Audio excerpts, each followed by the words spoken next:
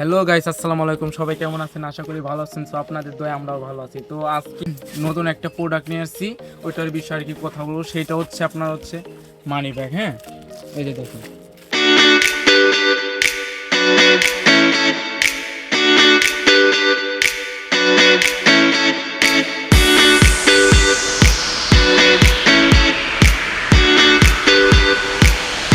এই মানি ব্যাগটা মার্কেটে নতুন আসছে। হ্যাঁ,